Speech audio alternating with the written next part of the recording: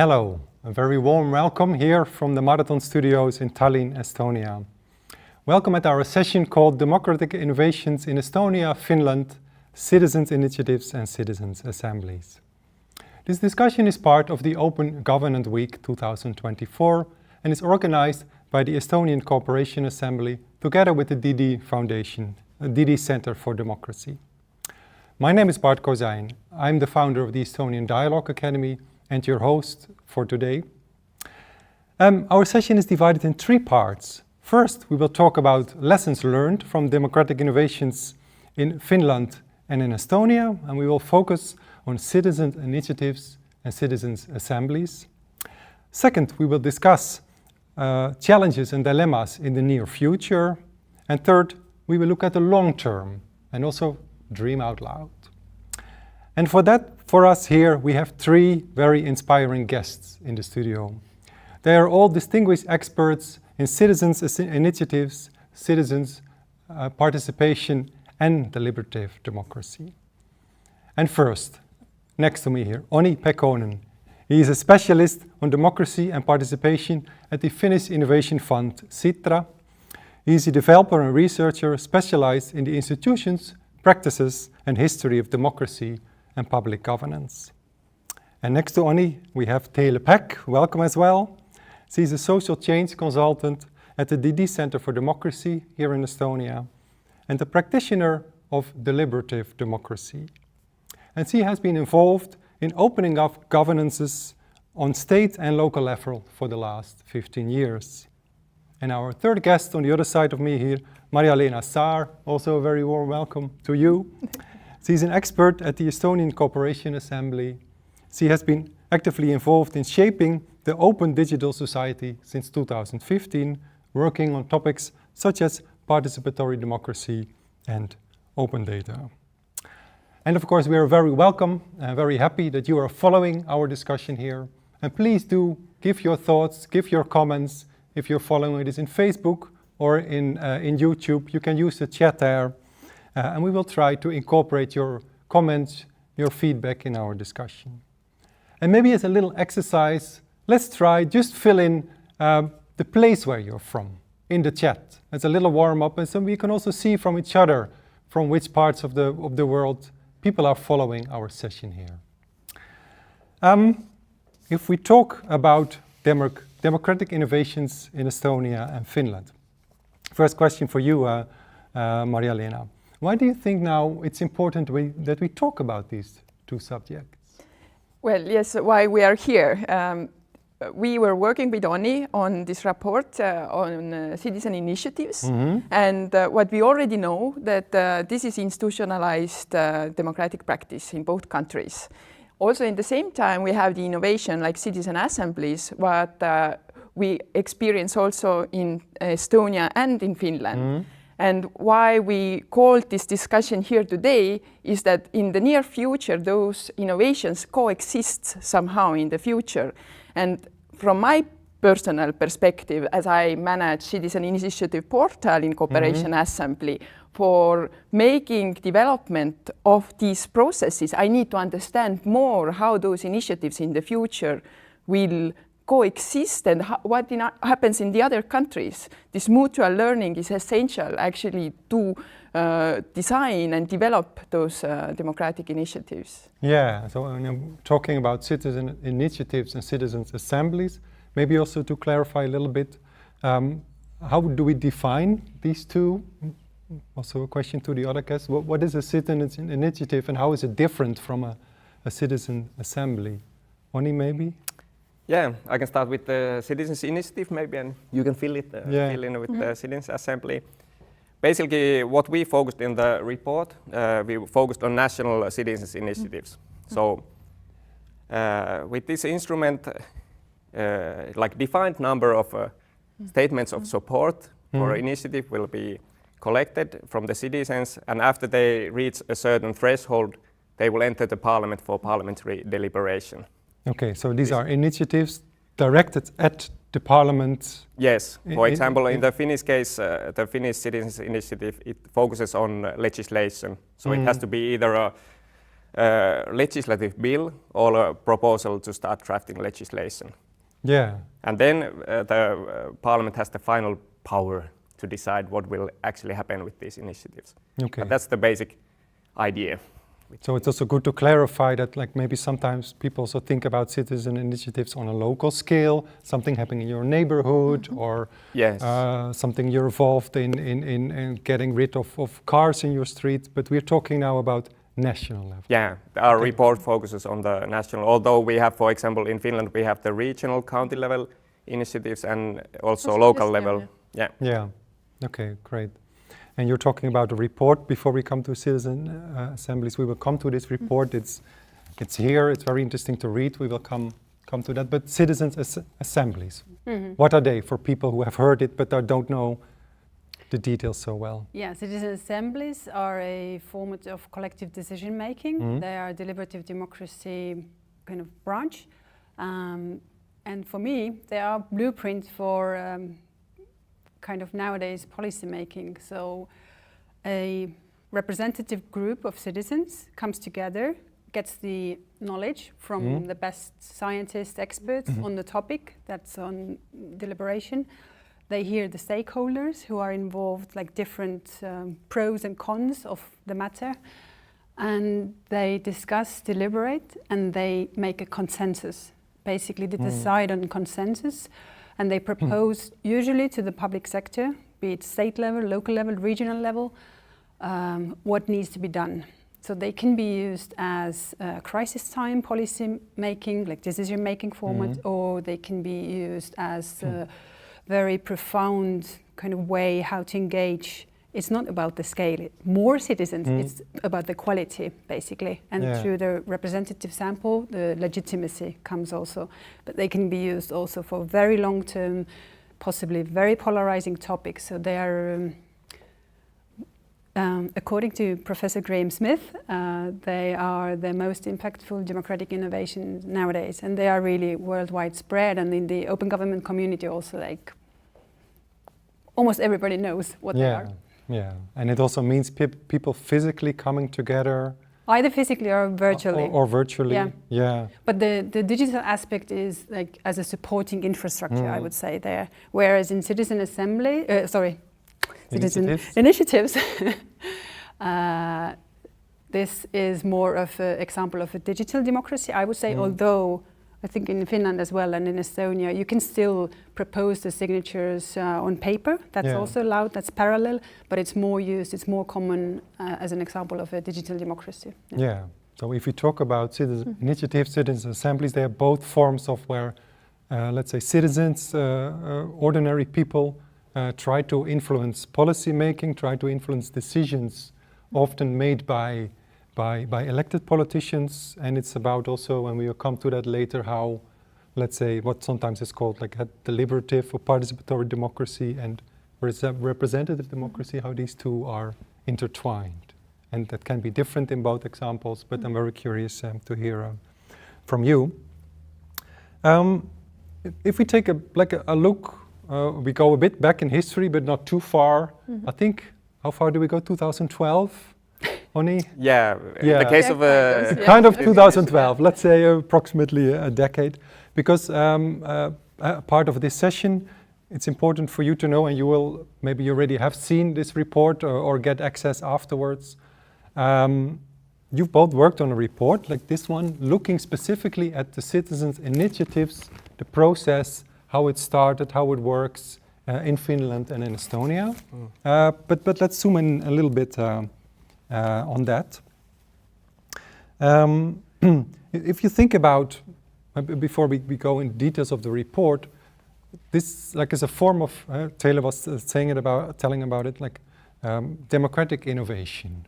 And if we think now, maybe something that has been inspiring you over the last decade, you said that citizen assemblies is, in your perspective, one of the most important innovations in democracy. If you think about how democracy is developing both in Finland and in Estonia, what is something that is really kind of inspiring you, gives you like hope, positive, resonates in a positive way with you? Maybe can you share an observation? Yeah, I think there are many interesting things actually happening in the field of democratic innovation in Finland. But if I have to choose one, I would say that that finally kind of like the deliberative wave, I have to say, is kind of like landing on a new scale in Finland. Like we have a, well, depending where you compare, but relatively long history with the deliberative mini-publics and citizens' assemblies. Like 2006, I believe, was the first mini-public organized in Finland. But the kind of the basic know-how and like about citizens' assemblies has focused in universities in Finland. So citizens' assemblies have been organized as part of like research projects. They have had some linkage to decision-making processes, but they have been mostly organized for academic research and academic motivations. Yeah, so more in the scientific field. Exactly, like how is what is deliberation, how it's actually changing views and people and so on. But nowadays, like in the past few years, we have had a, well, I would say explosion, but let's say a wave at least of new citizens' assemblies, and also this kind of like understanding and capacities to organize citizens' assembly have spread outside the universities as well. And for example, our organization, we are currently funding like 12 different citizens' assemblies on the different levels of government in Finland.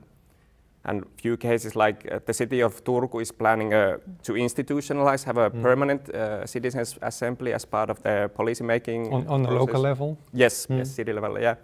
And then we had another example, we had a quite massive citizens' parliament organized last November, where more than 600 citizens participated to discuss 4 different citizens' initiatives actually. Okay, great. So these are a few examples. Yeah, of the wave that is building. Yeah. And I'm quite optimistic, but I'm interested to see and also to discuss what would be the next phase after this kind of like wide range of topics and experiments. Yeah, important. Thanks. And we will come to that absolutely. Maija-Leena, if you think about Estonia and the Estonian democracy developing, what is inspiring you here?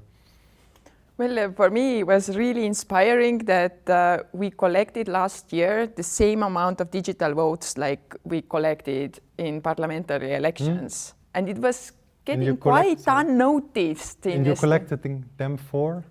For different initiatives. Okay. So we don't know how much people, because one person can vote for many initiatives. And then this thing was really getting me thinking that we have seen a lot of like academic tests, a lot of those like different ways of exploring this field. But now we are here on something bigger, you know, like the society really starts to adapt this innovation. What for some people is very old thing already. Actually, for local level, we had it already from '93. But because there was no digital platform, we don't have very good overview of that practice. And it seems that feedback loop in the society was not closed. Now on the parliamentary level, we close the feedback loop. We have transparency of the process, proceedings of the parliament, the information exchange is really fast. And now this vast popularity and plus emerging citizen assemblies, this definitely gives me a lot of inspiration because those things can be connected. As we were watching how those initiatives actually are shaping the society, what could be the impact, in which way to think about it, then we see that citizen initiatives are very good discussion spotlight creators. You know, they really bring topics up what maybe are too innovative before, but if they get very big support, then also mainstream politicians will take them over. And that's very big impact. There was nothing like that before. And this is having a very interesting impact to Estonian politics in general. So I'm really watching around and seeing like what is now the next step and how the citizen assembly will enter into that picture. Yeah, sounds very good. And just to clarify, you said at the beginning with the platform that you operate for citizen initiatives, there were as many votes supporting different plans as for the elections? Yes, digital votes. Yeah. So it means like 300,000 plus. In Estonian electorate is something like 1 million. Yeah, so for people who don't know, in Estonia you can vote for national other elections digitally, and this amount of votes, people also vote on paper, of course, is the same or almost the same? It's the same. It's the same. Legally, it's exactly the same. That like the digital vote and the paper vote on paper in the general elections and also on the portal is exactly the same. Okay, great. It's unique. Thanks. Yeah. Before we go to the report, briefly, Taylor, you were already telling about citizen assemblies. Is there another development you see in Estonian democracy, or maybe in you live here in Tallinn, the studio we're sitting is not so far from your home. Are there developments that you see that are inspiring you? I would stick to our topic today still. Yeah. At the Center for Democracy, we focus on ecosystem of democracy innovations, which means we map the actors in different phases, like knowledge-based innovation, right? So it starts with basic science, applied science, then validation of these new ideas in public discussions or other forms of basically validation, and testing, piloting these ideas, which can be before validation also, and then institutionalization. And from that point of view, and we just recently mapped the actors also in the field, and we, as expected, we discovered many bottlenecks there, like missing actors or like not too many responsibilities in the institutionalization phase. But in that respect, the citizen initiative right that actually came 10 years ago from a citizen assembly, the first nationwide, like national level citizen assembly in Estonia, that had more topics there. Like it was about citizen participation, over politicization of public life, and also about elections, not only electoral reform, but also like kind of surrounding topics. So the citizen initiative right emerged from that process as a very precise, you can show that this is one of the direct results that came out of that assembly. And 7 years ago, I was also part of setting up the digital infrastructure of that. In that sense, it's a great and one of the few examples of democratic innovations in Estonia that has been kind of integrated into the public governance system. And in that sense, for citizen assemblies, although they are impactful, they're not institutionalized worldwide. There are a few examples, but too rare still. It's too rare. So we're looking for, this can be as an example of like how to institutionalize, whether through a legislative system or other ways. But I'm also really happy about the fact that Graham Smith, my favorite professor of politics from UK, in his book Democratic Innovations, he also covers different innovations that widen or deepen the citizen engagement in political decision making. And he also analyzes digital participation or digital platforms. And usually the promise of them is always like, yes, we will engage masses and we will reach out to marginalized groups. But they rarely fulfill this promise. But in that sense, rahvaalgatus.ee, the enabling platform in Estonia, has done that. Like 7 years ago, it was in the OGP plan of Estonia, and just like, okay, set up the platform so that people have somewhere to actually initiate the problems and give signatures. But now it's so much more. So in that sense, it's also complementing the e-Estonia wonder narrative by the previously missing piece from the puzzle. Yeah, and I think that's also an important notion, because if you look around at all kinds of digital platforms in Europe or also here in Finland and Estonia, then they're often presented with a lot of hope, so to say, hope that people will go there, that it will support, but then at some point it disappears, or people don't really use it as a way of co-create with each other, or they don't discuss. So I think that's a very good moment now to start looking at like the specific practice both in Finland and in Estonia, because 2012, 2014, if I'm right, the start of platform in Estonia, 2012 in Finland, and you thought that this would be a good moment to like look back and look critically at how both platforms, how they function, what are things that they have in common, where they differ. Maria-Lena, why was this a good moment, you think, for you? You said, okay, let's collaborate, as Estonian Cooperation Assembly, together with Sitra and also with the Institute of Baltic Studies, to make a good look at how we work? Well, first of all, the right was born 2014. The platform was coming 2 years later in Estonian case for people who want to know the facts. But in the report, it's all detailed and linked. The main thing is to watch processes separately. You have process what is in the law. Then you have the common practice, and then you have different infrastructures supporting it.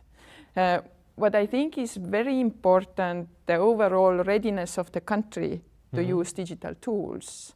So I don't believe in the miracle platform if the society is not ready for that, or a standalone platform. You need to have digital identity in place, you need to have open data developments in place, but today I would not like to go in the details of technology right away.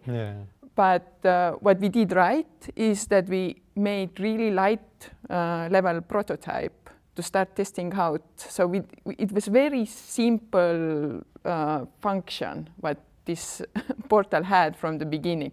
Make your text, collect your signatures and send to the parliament. And it was making the life easier for the people also in the parliament. Not at the beginning, but after a few years, we got open data done. And all the proceeding information is coming to all the audience without no interference of any administrative cost of hours of the people who are working on parliaments. So it's all automatic.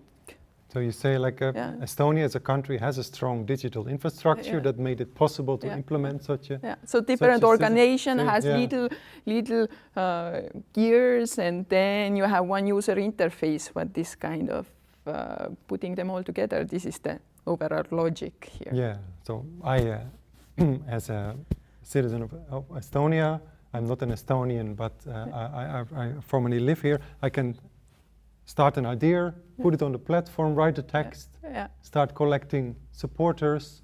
They can sign it digitally.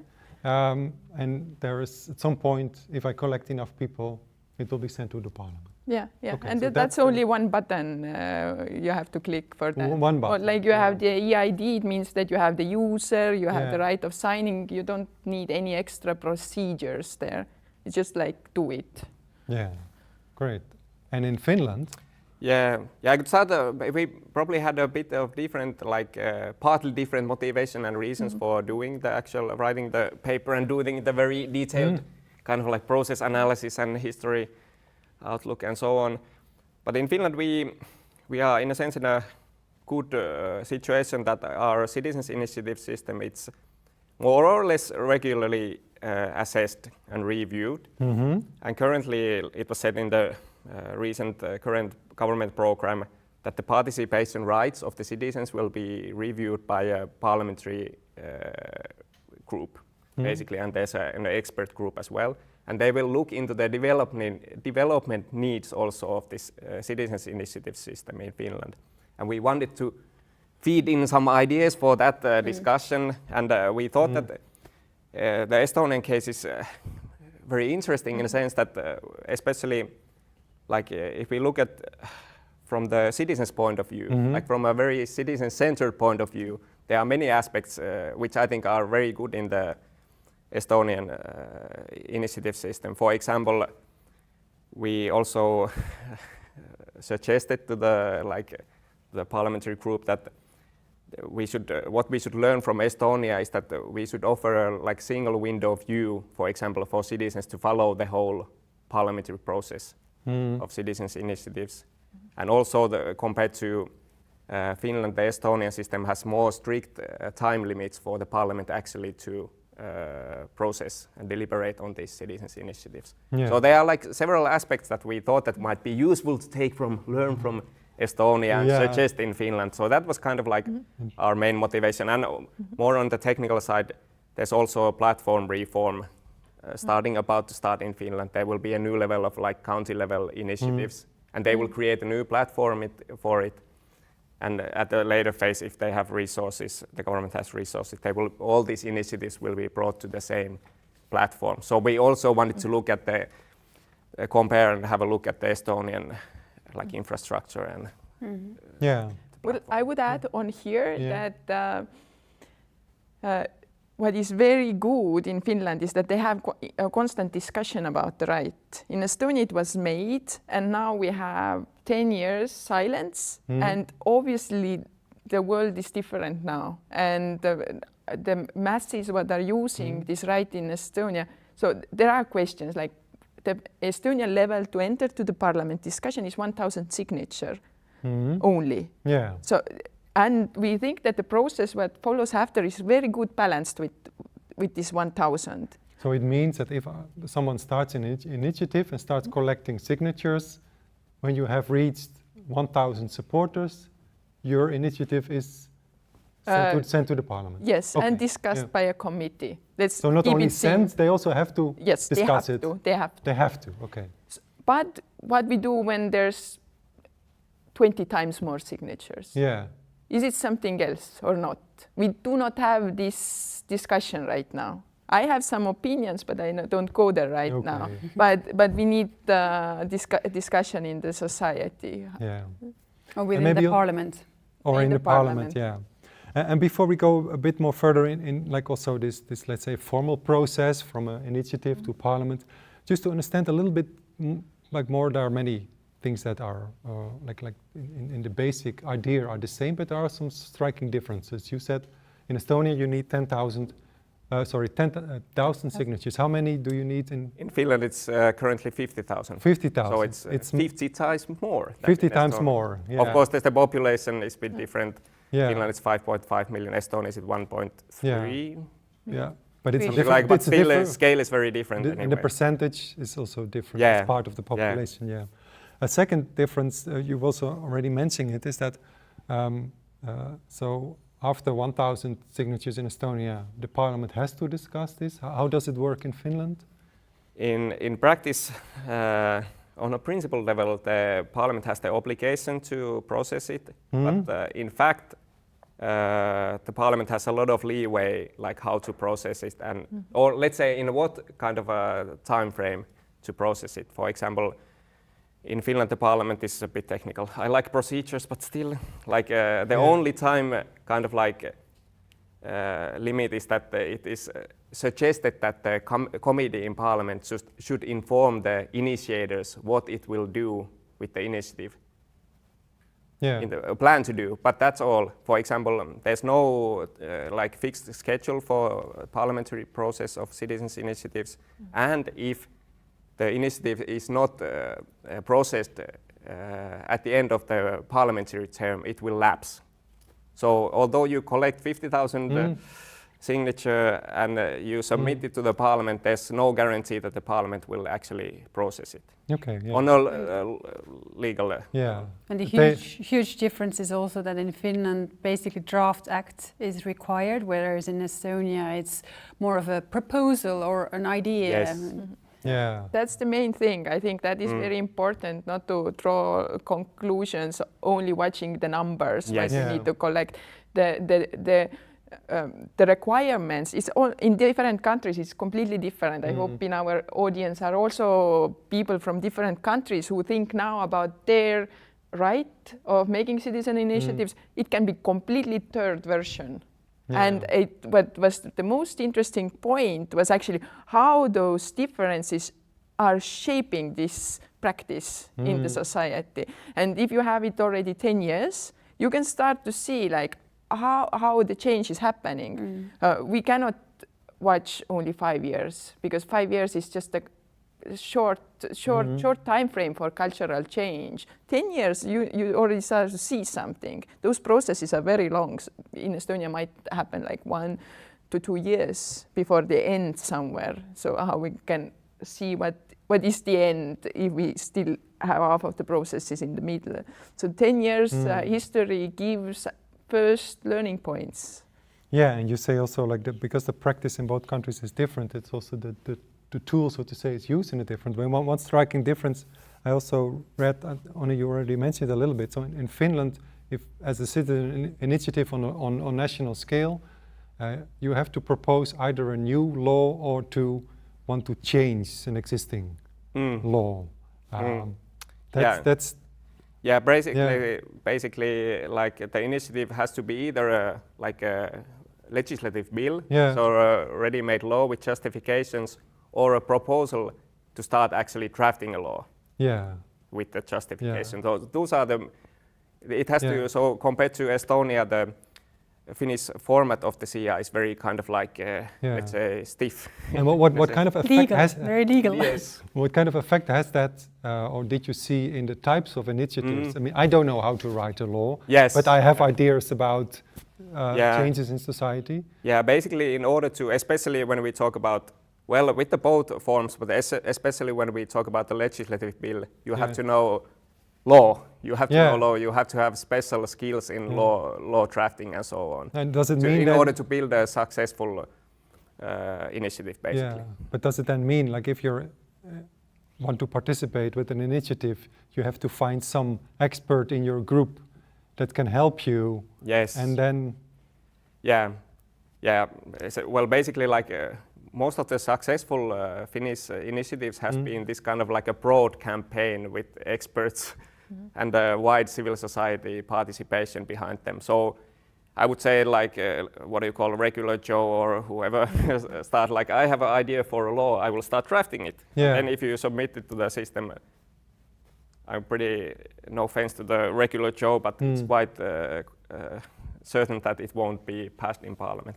Okay, yeah. Although that they are this kind of like, well, in Finland there's been like during this period there has been like more than 1,500 initiatives started, initiated, and then a bit more than 70 of them have entered the parliament, and only 7 of them have been actually approved or approved as amended. So that's not much.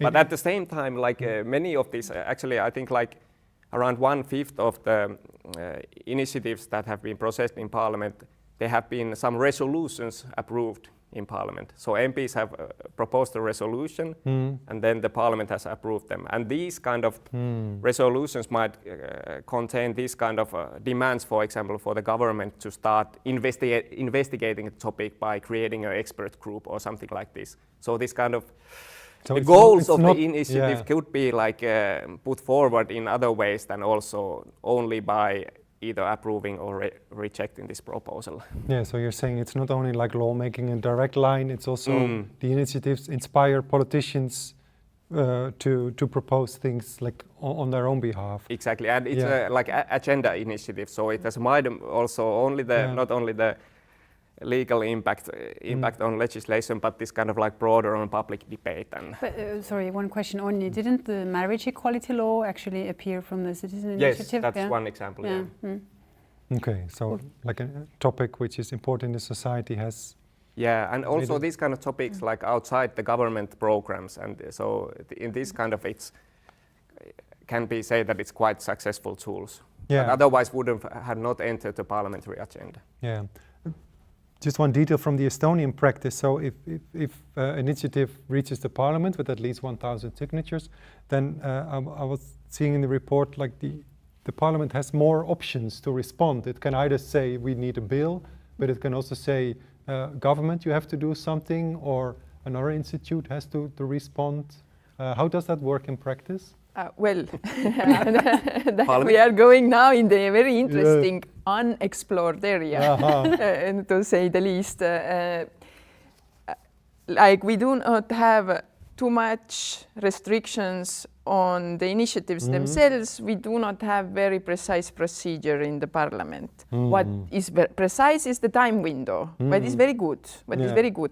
But the toolbox, what the parliamentary committee they have for solving the issue, it's so wide that it's very complicated to generalize. And unfortunately, we do not have that academic work that Finland does.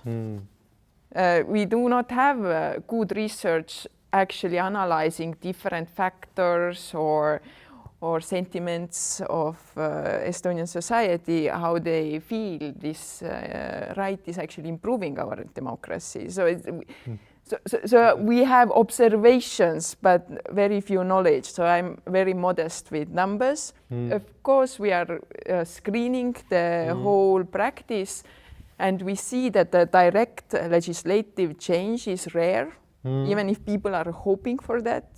But yeah, because when your initiative is sent to Parliament, it also gives hope to people. Yeah. The Parliament will talk about it, but then if the Parliament, like in Finland, it's either a new law or it's nothing.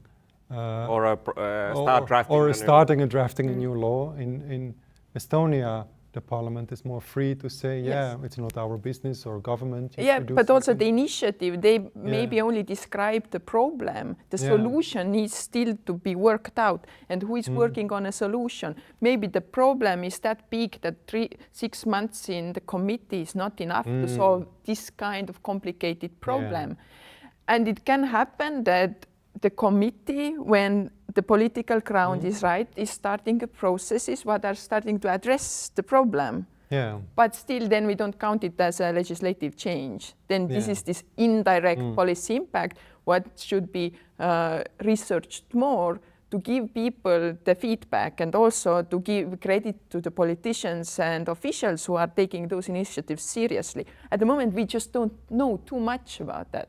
Yeah, but we definitely see that there are examples and cases on the report. We were bringing them out, so everybody interested can read them and go deeper into them. So it's all there, and you can see the impact, but it's not yet formalized. Yeah, so you're also saying that we shouldn't underestimate, let's say, the agenda-setting power of the initiative, even though it doesn't lead to an amended law or like a change in direct policy making. Well, one very interesting observation now what I have seen is like those initiatives what are coming like for something and against something. The topic is same, and here I'm always thinking like that is actually the great ground for a citizen assembly to solve. Yeah. They try to merge those things in the parliamentary committees, but then they have to invent the procedures because nobody did it before. Yeah, and can you give a few examples, like what kind of subjects do you see popping up in the different citizen initiatives? Yeah, well, on a general level, I think like environmental issues, animal rights, criminal punishments, workings of the parliament or the government, these kind of topics. Recently, like fuel taxation, for example, euthanasia, legalizing of cannabis. It's like the variety of the topics is very wide. And in a sense, if you look at it as a kind of a participation tool, there's like I think like in the beginning, like often this kind of democratic innovation, they sometimes give this is like green left stuff. But if you look, for example, at the citizens initiatives, there's like something for everyone. Like I can say in that sense. Yeah. So it's kind of representing also the broader, like representing the broader like political scope in the country. And it has been also studied in Finland, like why it can be said as a success story that they have like done surveys who actually use the instrument, and it's a very wide range of people, and also it has managed to activate especially young people who usually with lower level of education who doesn't participate otherwise, for example, in elections or something. So it has managed to kind of like activate new groups of people and fight political alienation or something like that. Yeah, before I go to Taylor, just briefly, like, topics that pop up in the Estonian platform? Well, the same thing. We have all the spectrum, left, right, modest, extreme, everything is there. What we are really happy about it, and very few data what we have, the young people are there and active. So definitely they correspond. And what is different in Estonia is that we can have also what we tell so-called digital demonstrations. So their purpose is not draft a law. They are just against or pro something. In Finnish platform, those cannot exist because you need a draft law or proposal. Yeah. In Estonia, you can just tell, I don't like it. Yeah. And then it collects. Specific topic. Yeah. like more like a general interest group or some? Yeah, it's a kind of reaction to some outside event or controversial decision, and we are really happy that they are there. If we would not give that safe digital space, they would be somewhere else. Yeah. Those people. So that's also the function of Estonian right. And Teele, if you are observing like the practice in both countries, like we talked about differences and similarities. Like what strikes you in this development and seeing that it's becoming more popular, young people are participating in such citizens' initiatives? Basically what I mentioned already, that one good example of digital democracy that's fulfilling its promise. But then again also the thing that even if it's institutionalized, it still needs to be continued developing. Like it doesn't mean that now it's set, we're all fine with it, because our polycrisis environment surrounding life around us is changing so rapidly, and like, you know, the right needs to be constantly developed or then taken these lessons and all that, but also so many journalists, so many researchers, so many strategic communication leads at the government office can take this information, this data, the topics and everything, and you know, use it for social cohesion.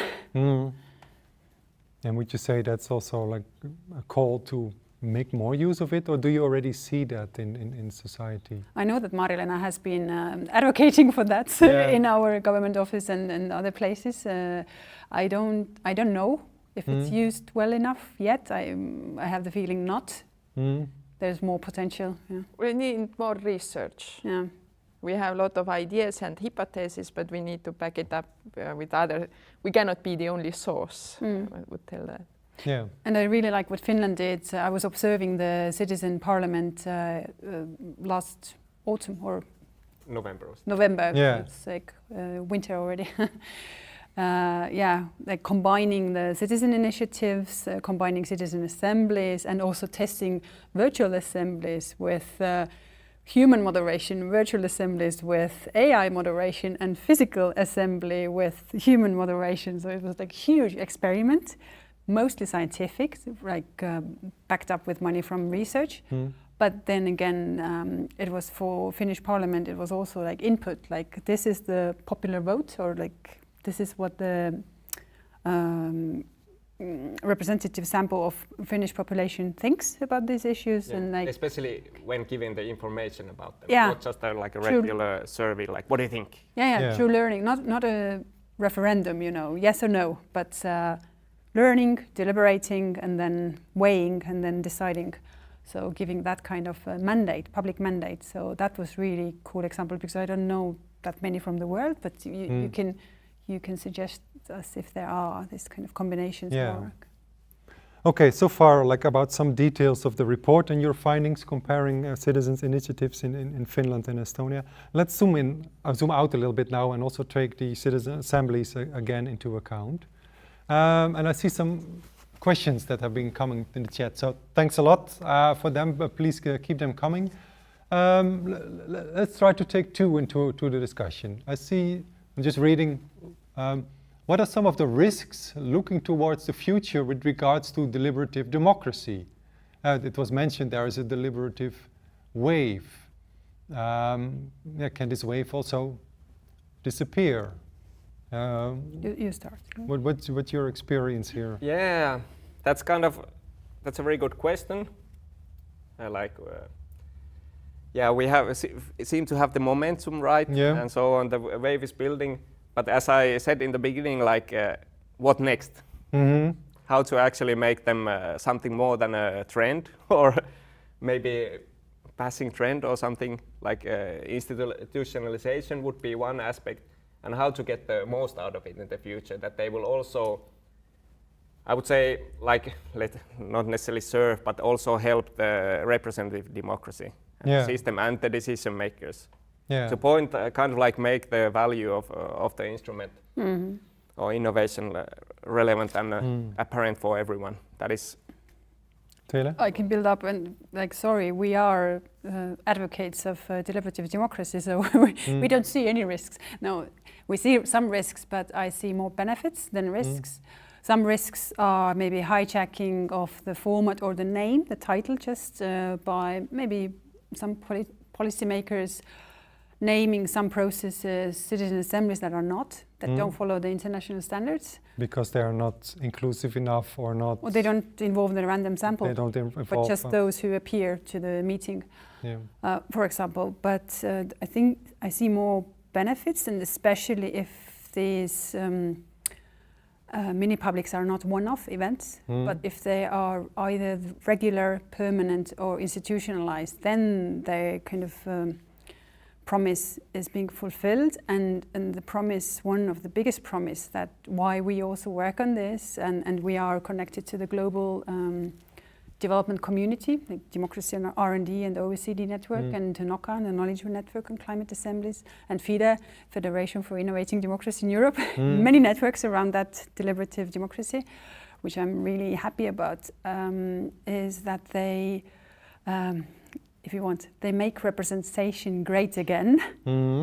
So in the times when people don't recognize their needs and desires in official decisions, in that kind of circumstances, deliberative mini-publics give them or change the mode of representation. They bring citizens as a representative group to the core. But still, the decision-making power or the fulfillment, implementation of these recommendations from any assembly usually still goes to the public sector. And I see there second question already, what if local citizens' assemblies could be done without local government and or involvement, just grassroots level? And yes, of course, there is that trend also. But here in Estonia, with the last 4 years, we've organized 3 climate citizen assemblies, on 2 on local level, 1 on regional. Plus there was this national assembly on 10 years ago, and we are nudging for more assemblies, but not for the sake of organizing them, but for the sake of embedding them into the system. And our goal is actually to innovate public sector. So this is why we can't do it without the public sector, and we see that this kind of one of the responsibilities, very much aligned to open government principles, is that the public sector also needs to innovate itself, and this is the task of the public sector. So in a way, with citizen assemblies or climate assemblies, we kind of make that realization either in local government or in the state government. And we show that, hey, if you trust people, if you are open enough, if you give this decision-making power away, in a way, but you build the infrastructure, the follow-up mechanism for how to get the control back, then, this can lead to much less polarization, much more citizen trust, community building, climate awareness is raising, and all those things. So you're saying it's with these democratic innovations, it's really crucial that, let's say, it's not put as next to the government system or as an alternative, but it really has to work with both civil servants, with politicians, and we will talk more about that. But I saw you also both wanted to briefly comment. Yeah. At Sitra we work closely with public government, basically. Kind of one of our project aims was that to kind of build this connection to political process and political decision-making process. So I also look this a bit from the public governance and decision-making point of view, and I think that there's a true risk in the fact that what we often hear is that this is very kind of costly and time-consuming, and it needs much more resources, where we would like to just tap the citizen participation part. And we kind of are a bit forced at Sitra also to look into this, whether it would be possible how to build this a bit more cost efficient, perhaps a bit more light version, without actually giving up too much on the core principles of deliberative citizens assemblies. And I think especially when working with decision making and public government, this is kind of like one of the core questions, how to actually manage this. And there might be some aspects on technological development and so on sortition phase and so on to make it smoother. Yeah, because like before Maria-Lena, then some of these practices of citizens' assemblies, they can be very intense. People having coming together for multiple weekends, or if you take a citizen initiative, you have to consult to draft a law that people like doing all these things next to their families and their day jobs. At this point. But you also wanted to briefly comment? Well, the brief comment here is like what is the common point between CIs and CAs is that the role of politician is changing. So if the CIs are coming in, or the proposal from CIs, not citizen initiatives and citizen assemblies, like we mix them up. So in the both ways, the politician needs to know what to do with them. And that at the moment, I feel that we need to support also politicians to moderate different processes, but that's so early discussion still. But we see that there is an action point. Because that's interesting. Like in some countries or some discussions, you hear people saying, "Yeah, but let's say representative democracy, that's something from the past, and we're going to innovate, and we won't need politicians anymore." At the same time, looking at the practice, you see that still, let's say, the way that we hold elections is an important part of how we keep democracies fair and open. So the challenge of how to bring them together. And so you bring in the aspect of the role of politicians. Another aspect here, which we see talking about is, and we talk about citizens' assemblies, citizens' initiatives. Are there examples that you see where these two forms either become part of one process, where the one initiates the other? You were telling about Estonia, well, starting from a citizen assembly leading to a platform for citizens' initiatives. Do you see other examples? And maybe one extra note, what's also interesting that like maybe in the past sometimes you saw that like these democratic innovations in participation and deliberation were sometimes framed as progressive or leftish. But now, like Estonia and Finland is proving with citizens' initiatives and assemblies that it's able to like bring together like the whole political spectrum. In a sense that would that also give like kind of hope or a good starting point for saying how can we continue this innovation with both forms? Yeah, I think like it's important to have the discussion with the political decision makers about there's always the question popping on how to convince and how to inspire. It's one of the big challenges for us as well. And I think like getting the, let's say, decision makers involved in the processes, observing, let them see what is actually happening, that the citizens can actually have a good deliberation and constructive discussion, and the process will lead something that will actually help their work as well. So like building this kind of like moments and occasions, I think it's very, very important. Yeah, because I heard from the last citizen assembly here in Tallinn in Estonia, there were also civil servants walking around and they were like very happily surprised. Well, what did you see there? Yeah, and we interviewed them. We did a proper kind of immediate impact analysis of the Tallinn Assembly that took place last year, October and November, on climate issues. And the biggest impact we can say, always there's impact on participants, but Tallinners are very demanding. So just last week, Tallinn city government kind of responded to the proposals, and citizens were like, right, this is the like processing part. We want to see results, and we want to keep on having a dialogue actually. And we will come together in a year's time to check like what has been done. And if you need any help, we're here, you know.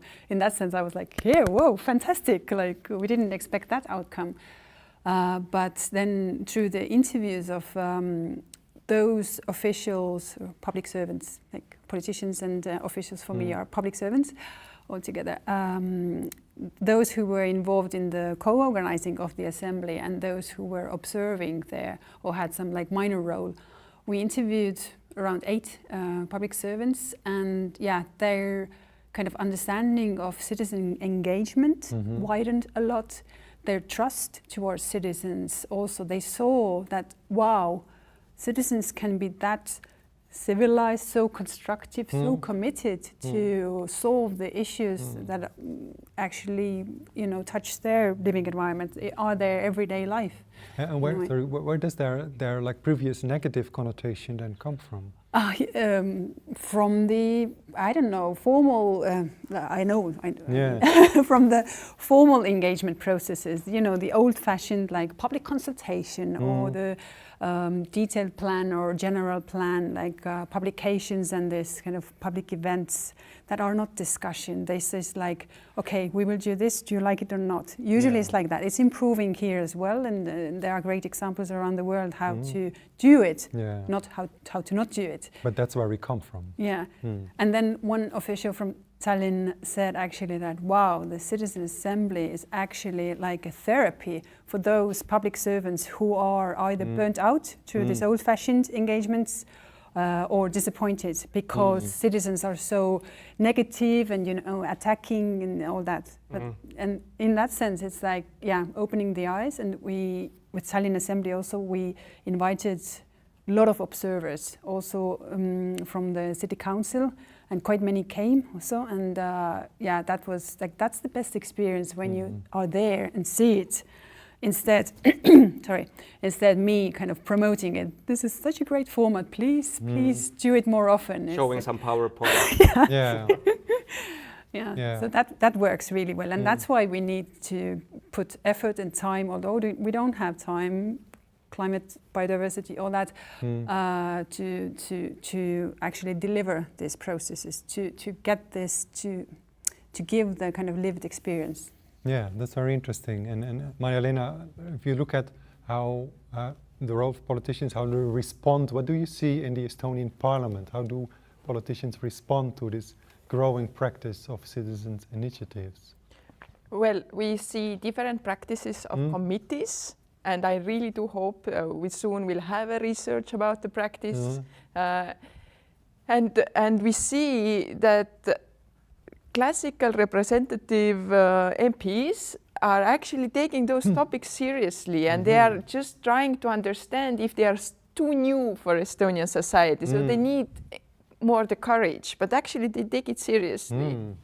Unfortunately, we don't talk about too much about it in our public sphere, but this is the thing. But of course, there are politicians who tell that this is not a thing at all. This is not a thing at all. And what's the argument that they then use? Well, it's, or they just don't like I don't know, it's just like not relevant, you know. Okay. Like it's like, but I think if the initiative is on their topic, they start to be also much more serious about the question. So if there's this political will, they use the citizen initiative as proving, look, I have the supporters here, and that is how it functions.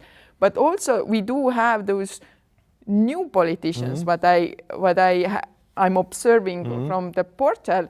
I have to mention that they are more on the local level, but we have some examples also on the state level that are coming through this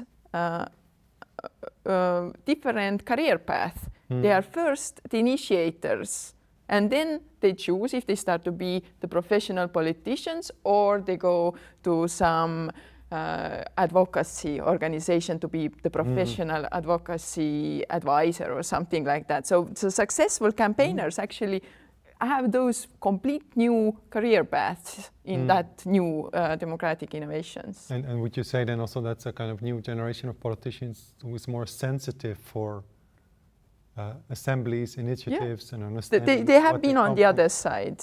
Yeah. Anna, you want to say that's something? actually interesting. The opinions of or attitudes of politicians towards citizens' initiatives, because like in Finland we have studied like citizens' views on the initiative. Like according to that, like 60% of the Finns have signed initiatives, and 70% think that they have the initiatives have actually improved democracy. But we don't have this kind of service for MPs and politicians on these instruments, and it would be very interesting because in Finland, in Parliament, it's difficult to say the scale of this, but there's a lot of, still quite a lot of discussion in the corridors that actually the threshold should be lifted to maybe 70,000 from the 50,000. Why?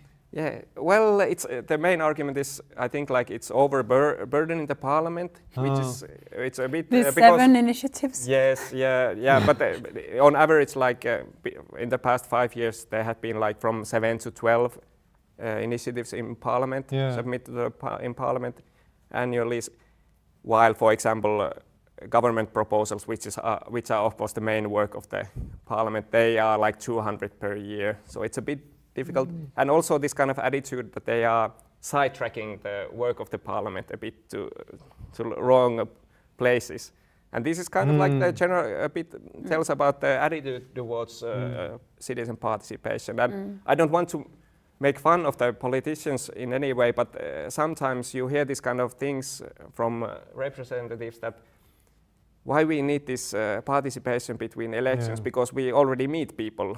It's a very classical discussion saying politicians, we have been elected, so it's our role now to and this kind of a bit like illusion of scale also, like who you meet in the election campaign tent or in the events that you go. But there's these kind of misunderstandings I think about the whole idea of citizen participation, and it's a kind of like positive impact. Just very briefly, and then I want to take some more questions. Well, I would add here that it's the same phenomenon, that if the participation actually works, if the instrument works, it means that we will have more people who now start to participate who never did it before. So for sure they need some support there. So the quality, what they are perceiving as a quality of initiatives, that this goes down. It's very good, this thing, but then we need to support so the quality will go up again. It's not that we make threshold bigger or put some other barriers. No, we should celebrate that. But it means also a lot of explaining what we need to do. We have the same thing what people have been asking, who are those people who are now in the committees? Yeah, those are the citizens who were collecting the signatures. So they are used to have those discussions in the committee with other politicians or experts or professionals, advisories. But now regular people actually are coming to the meeting of the committee. It's a completely new practice. That's why I was telling politicians need to have a support, to have the conversation with those people who are coming with their proposals, because we know that in Estonian society also the polarization is rising. So those conversations are not necessarily easy. Yeah, and the trust in parliament is also not very high in Estonia. It's amazing that actually those processes can rise up distrust if done right. So politicians should really think that maybe this is like way to watch more. Yeah, because if you follow the work of the Estonian parliament in the news, you don't always get a very positive picture. Media is another problem. Let's go in there. Yes, I want to connect it. We were talking about the role of politicians. If we connect it, there's one question also. We already touched it a little bit, like how to keep people interested in deliberative democracy. As it was said, it's a lot of work, and in some cases, very little outcome. And let's focus for a moment specifically, for example, like to citizens' assemblies, like the last one that you were involved with Taylor here in Tallinn.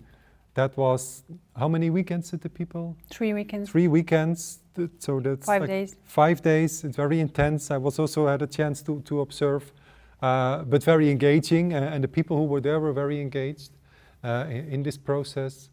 And do you see, like on one hand, you're saying, if we make the processes too complex, or we make them, let's say, the demands for the quality too high, they become less accessible. But to have a good deliberative process, you need time. You want people to understand the topic. You help them understanding, and you want them to give them time to come up with ideas and talk with each other. Do you see a danger, Taylor, in that, let's say, if Tallinn gets a permanent citizen assembly, and that would be great.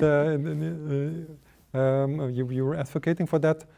Would there be a danger that people kind of burn out in this process, or do you see examples in Ostbelgien, between Belgium and Germany? There's now a permanent citizen assembly. Brussels. In Brussels, that is actually Paris. like growing participation. Yeah. Yeah, how to get people interested. Well, there are many guidelines out there by the Knowledge Network on Climate Assemblies, for example, and tricks and guides how to do it, how to keep them interested. But yeah, in Tartu and Tallinn, both cases, the local climate assemblies that we organized, we've seen that people actually, they are motivated if they see that, this is a different process than before, than we are used to. And then the first climate-related assembly that we organized in Estonia was the hardest context you can imagine in Estonia. The oil shale region next to Russia, mostly Russian-speaking, going through just transition, supported by the EU with many millions euros. And then the young people were missing from that process, from that like state-led process. And then we were like offering like, okay, we can engage young people with that format, because the young people were not organized in that region before. There was no kind of representative group or youth organization that you can call to the steering committee of this just transition. So we managed to create representation there, but that was a tough case, because these people from 16 to 29 years, they had either had no previous experience with political decision making that affects their life, or they had had a very bad experience. So to convince them, the kind of interest rate was very low in that process, but we learned a lot, and we know now, we iterate all the time, for the next processes. We know better now how to do it and all that. But still, after the youth assembly in the Ida-Viru region, they created a new NGO. They are now represented in the steering committee of the Ministry of Finance. They go to Brussels to talk about this process, and they are active on climate, raising the climate awareness in the region, and also collaboration skills. So there were so many outcomes that we didn't expect. So in a way, it starts with internal motivation, that this is different process, and in the world there are other examples, like the participants get paid, which we haven't done in Estonia. We are a rare exception, I know. So this can be one motivation, or even pay for the childcare, or if somebody is looking for, I don't know, disabled mom or something, pay for that, so that the people don't have to pay for their participation themselves. And also what we do in Estonia with assemblies, and maybe you can comment, how do you do it in Finland? The assemblies are not binding by law, or there's no like legal infrastructure for that, but we designed them as binding. What does that mean? We integrate with official processes, like this just transition national process. We integrate, so there's like a big process going on, and then we go in with like, hey, what if we use this format here to get the public mandate for these harsh decisions? And we also advocated for the climate law that is being drafted now in Estonia. Unfortunately, it wasn't accepted by the Ministry of Climate to use that format. And to use a citizen assembly for a climate law, you mean? Yeah, in some phase. Okay. Like there are scientists, there are experts, stakeholders, there are the ministry experts also, and like everything that is set and that's running. But after a year of that process, almost everybody is disappointed in the process. So it's like, I want to say, we told you so. Yeah. So the question that we got from one of the people in the audience saying that, like, if the process, let's say there is no clear outcome, or people invest their time, but they see that politicians are not taking it seriously, is it then kind of doing more damage to people's trust in democracy than maybe even not organizing it? Totally can. Yeah, it can have this effect, I believe. And then one aspect, I don't want to reject the idea of having impact. I think it's of course important, but it's interesting to see, for example, from the Citizens' Parliament, where we well, there were 30,000 people invited and 670 participated and so on. Like how kind of like important and rewarding the processes are also for citizens as such. It's funny how people, or interesting that people make friends there and they want to have their kind of contact details for afterwards and so on. This is like one aspect. I think like if this become like very commonly used instruments, and more people will be involved in the processes and I'd understand the value.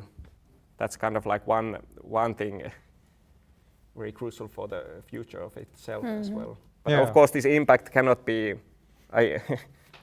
like making friends is not a reason good enough for organizing this. But this is like one aspect as well. Extra. This kind of like extra making the whole society more deliberative and more this kind of like a bit abstract system level stuff also, like learning from each other, discussing. And I think, I advocated for creating more trust between citizens, public servants, like institutions, like it works on many levels.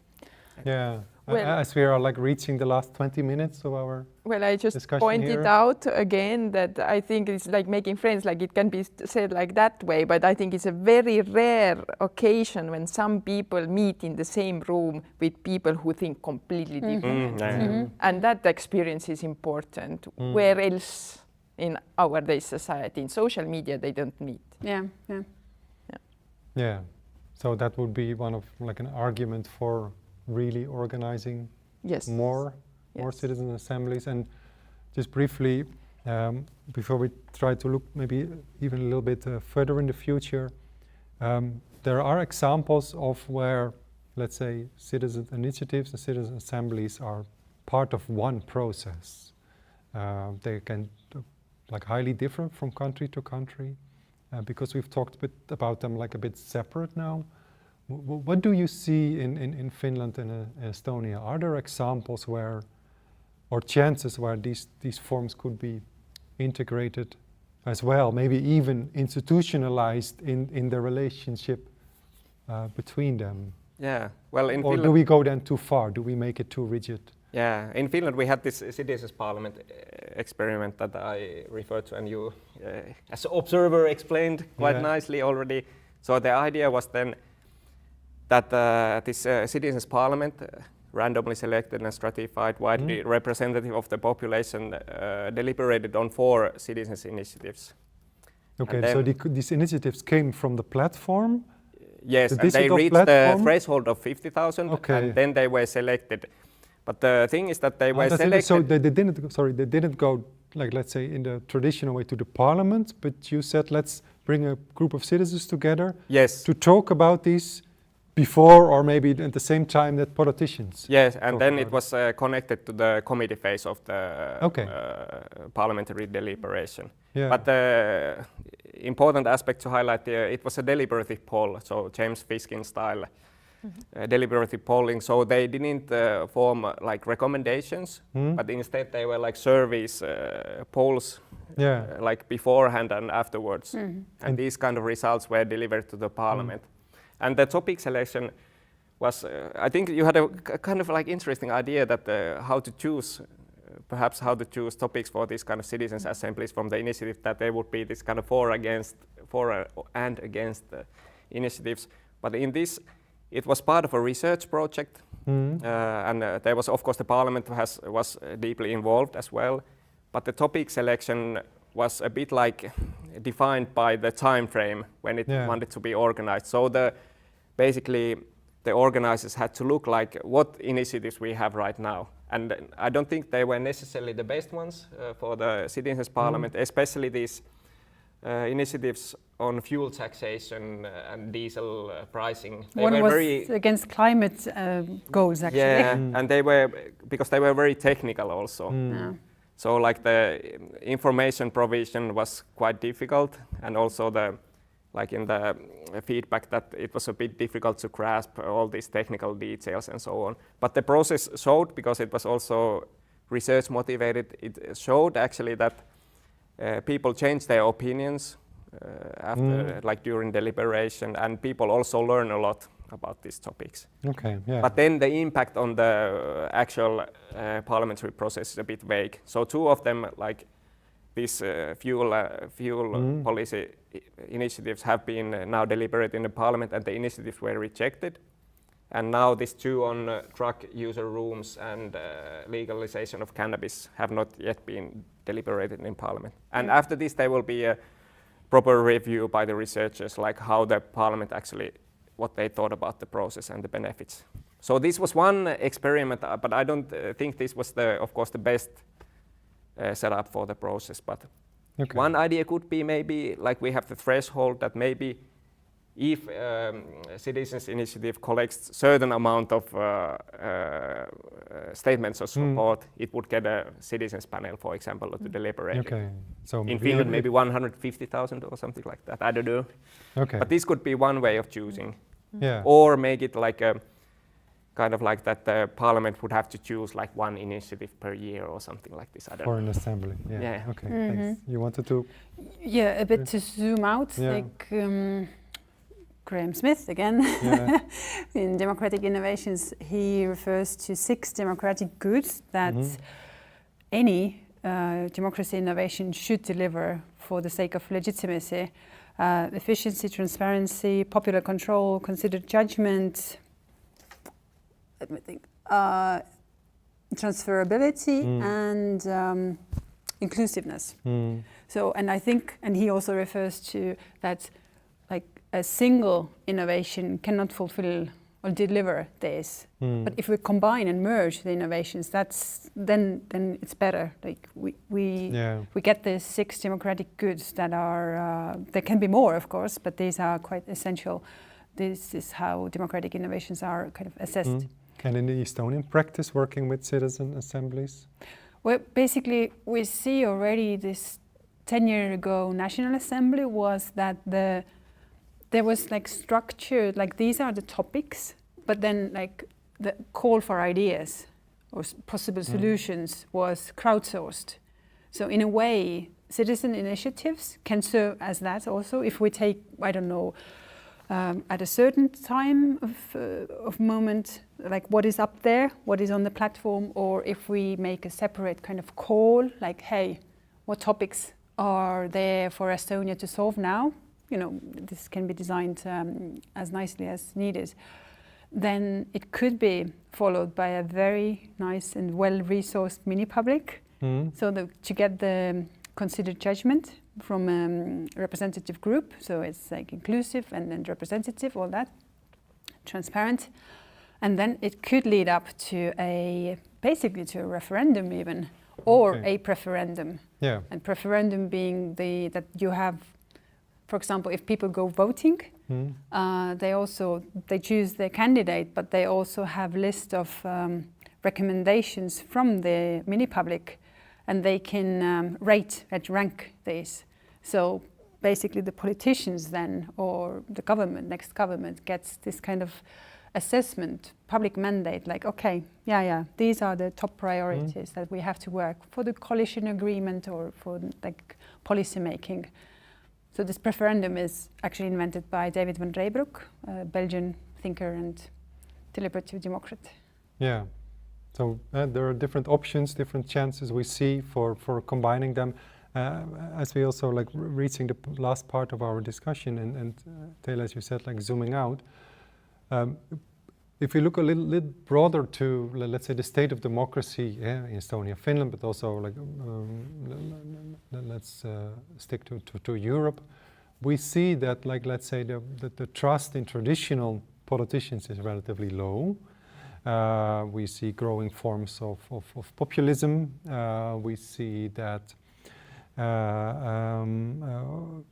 there is a thinking about social media, which once was this big promise, but it's also really dividing us as societies, not bringing us together. That's also one of the questions: is artificial intelligence a friend or a foe for democracy?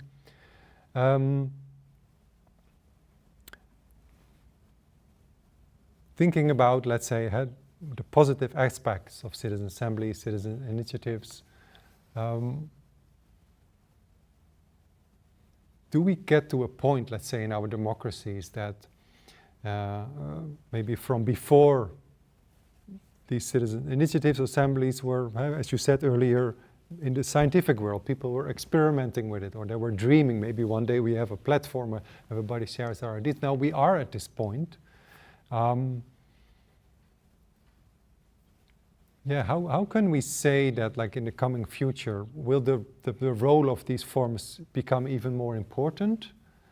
And how can there be an answer to, like, growing divide in our society? I know this is a very like general question, but as we are trying to dream out loud a bit, how would that, let's say, if we stick to citizens' initiatives, how could both these platforms look in 5 or 10 years from now? More initiatives, quicker procedures, more different ways how the Finnish parliament can respond, or how do you see this? Yeah, that's a big. First, I have to say that you refer to these kind of like very big societal challenges. I wouldn't say that democratic innovation alone is kind of like any silver bullet to these things, but yeah, I would say that either I'm a pragmatist or I lack imagination. You decide. But I'm looking still at quite the small steps, as these are kind of like still constitutionally and so on, like part of our representative democracies. And what I would like to see, for example, in the case of citizens' initiatives or also citizens' assemblies, that they would be somehow recognized as important and regular parts of our democracy, both like from the citizens' point of view, but also from the political decision makers' point of view. Like, it connects to one of the questions somebody is saying, why is there still skepticism towards I think assemblies, even in stronger democracy? One, of course, that we haven't said aloud is a kind of like, especially, it's like also a question of fear of losing power a bit. And this kind of making this more understandable, that maybe you have to lose a small piece of your power to get help for your work that you are actually doing as a representative. That's maybe one aspect. But and also like and still I think that there's these kind of instruments, they are quite well known, but making them like regular part of a like decision-making process, that's either we talk about institutionalization or making the regular practices or so on. So that's my modest hope for the future. You can dream more. Maria-Lena, if you look in your glass bowl, what do you see there? Well, I see definitely a change. There's such a pressure for change. I don't know which way it will happen. In Estonia, something what was not mentioned is the processes of policymakers are going so much faster. That is concerning. Like the topics are much more complex. You hear people in Estonia complain that society is not involved enough in consultation with new laws? Yes, the trust of parliament and government is really, really low. Polarization is growing, so we are stabilizing democracy. So are we going to fall back or we go forward? You know, we are in this kind of point. So in that sense, we are in the different point than Finland. Because Finland is already a long time there in the democracy field. We are entering there if you see scientific work. So now if we use those innovations, maybe this can be a tool to actually get ourselves more in the other side, especially about those participation processes that are going really too fast, like green transition, digital, whatever, everything in digital is changing here. We have AI question, what is traditional, like how that will change our lives. Like, this needs more discussions, more experts involved, more informing the public. I don't see the current participation processes doing their job in the way they should kind of cross those bridges. Yeah, the daily connection here. Sometimes living in Estonia, I almost feel that politicians are afraid that like they have such a short time frame, they think they are in power, so they're speeding up all kinds of legislative processes, forgetting to consult with society or with the business community or other groups in the Estonian society. Which is very much against open government principles. Mm-hmm. And nobody should do that. Yeah. But I would but it happens. zoom out even a bit more to finalize this maybe. Democracy needs constant caretaking and innovation, but we have to separate maybe two layers. One is the fundamentals for democracy, or the prerequisites, and at the Center for Democracy we have defined them thanks to many philosophers from the last 100 and many more 100 years as the separation of powers, rule of law, and democratic accountability. These three guarantee an open society, so not an autocratic society. Yeah. So these have to be there in place. And in Estonia, we have problems with all of that. I think in Finland as well, because you have, in a way, we have collaborated and we will do that more. You have also identified that a lot of resource or like energy from Finland goes to help developing countries to set up their voting systems or whatever. And this is the trend in Europe. Also, strong democracies helping the lagging behind democracies or like new democracies, but we have forgotten about our own countries. And that's a big threat, this stagnation and like a kind of settling down with how things are and taking it as granted. Because so also Estonia is also helping other countries around. Exactly. But we are then still quite a new democracy, not that established as Finnish one. But so that's the foundations for democracy, and then the next layer, innovations, which mainly focus on widening or deepening citizen participation between elections or true elections, or however. So these two layers, in a way, we have to work at the same time. So this is a call out to anybody who feels that this kind of systemic approach is close to your heart or your organization is doing it. Please reach out to our Center for Democracy, because we would happily collaborate, and we would like to start coordinating that kind of work here in Northern Europe first, but then anywhere in the world. Yeah, thanks. And Oni, working for Sitra, having produced this report together with the partners here in Estonia, and we were talking about this long-term future. Can you say one or two practical things that you hope to reach in the coming times in Finland, either in the citizen initiatives or other aspects of deliberative democracy? Yeah, well, one hope would be that our kind of ideas and proposals that came out of our comparative paper that we fed into the Finnish processes, that maybe some of them will be taken seriously, and the Finnish system will be developed. Because you said this reviewing is coming up. Yeah, the problem is the lack of resources. There's a lot of good ideas, but little resources. Yeah. And then the other thing, we've been now as Sitra working with, especially with the newly established regions, and we have had the round of experiments, and I hope that also when Sitra leaves and our funding leaves from these regions, that they will continue their work and build on the knowledge and abilities that they have created during these experiments. So I will work on these, that there will be lasting effect also at the regional level. Yeah, especially. Because I can imagine that's still a precarious balance, that building up in Estonia, Finland, these practices that, because you can say it's great that the government can support it or an agency can support this, bringing people together, but if it doesn't find let's say a build of practice in society itself, then as one of the people said, there is still this danger of that people step out or they don't build enough democratic experience through the process. Exactly. Yeah.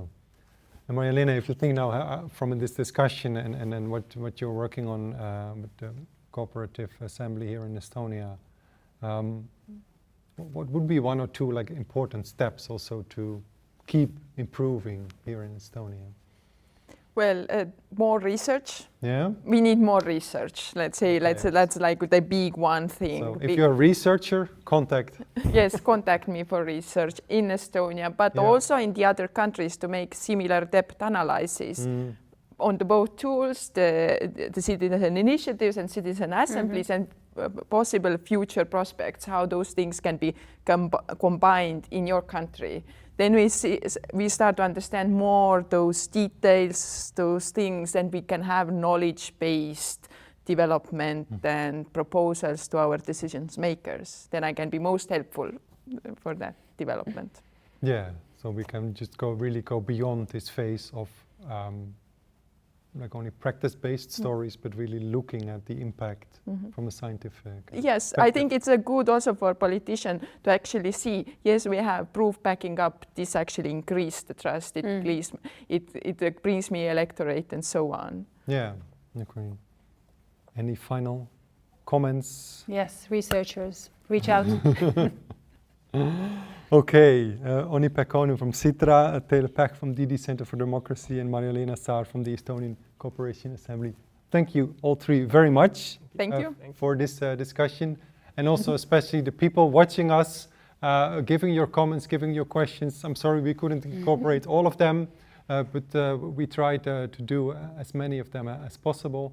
I believe either in a shared sheet or in the chat there's contact information from the people here. Please reach out to them if you have ideas, comments, even if they are critical. They're very important to continue this discussion about citizen initiatives, citizen assemblies, and more in general, building trust and keeping good care of the democracies that we live here in this part of the world. So thank you very much. I wish you a good continuation of the Open Government Week, and let's meet again somewhere digitally or in person. Thank you.